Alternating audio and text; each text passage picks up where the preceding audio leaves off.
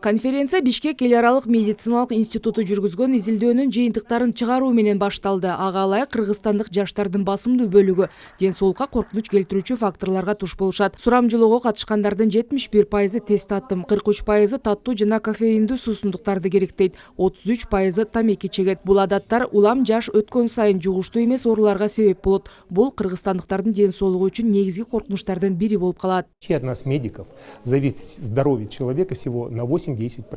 Адамдын ден соолугу медиктерден болгону 8-10%. Ал эми дүйнөлүк саламаттык сактоо уюмунун маалыматы боюнча 50-52% адамдын өзүнөн көз каранды. Биздин негизги милдетибиз илимий маалыматтарды жана негизделген фактыларды керектөөчүлөргө чейин, карапайым адамдарга жана саясатчыларга чейин баарына жеткирүү болуп саналат.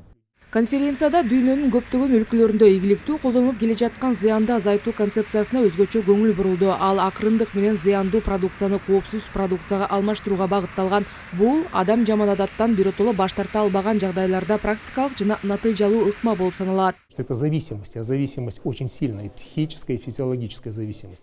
Бул көз карандылык, психикалык жана физиологиялык күчтүү көз карандылык. Биз адамга зыяны азыраак продуктуну сунушташыбыз керек. Ал керектеп жатканын сезиши зарыл. Эгер сиз андан арыла албасаңыз, адаттар сакталат. Ал эми илим менен негизделген продукт ден соолукка азыраак зыян келтирет.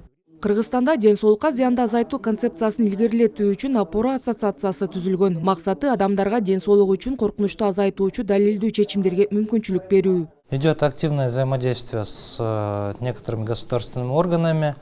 Мамлекеттик органдар менен активдүү кызматташуу жүрүп жатат. Эгерде биз эл аралык тажрыйбаны карасак, анда пропорционалдуулук принциби колдонулат. Зыяны аз продукцияларга азыраак акциз салынат. Бул маселе боюнча мамлекеттик органдар менен консультациялар жана диалогдор өткөрүлдү. Саламаттыкты сактоо министрлиги менен хыянды азайтуу концепциясын андан ары илгерилетүү боюнча пикир алмашуу болду. Конференциянын аягында катышуучулар резолюция кабыл алышты. Анда зыянды азайтуу концепциясын өнүктүрүү жана билим берүү мекемелеринин бул процесске милдеттүү түрдө катыштыруу зарылдыгын айтып өтүштү. Ошондой эле мамлекеттик органдар эксперттик коомчулук менен диалогду улантып, калктын кеңири катмарынын өзгөчө жаштардын арасында алдын алууга багытталган демилгелерди колдоого алышы керектиги белгиленди.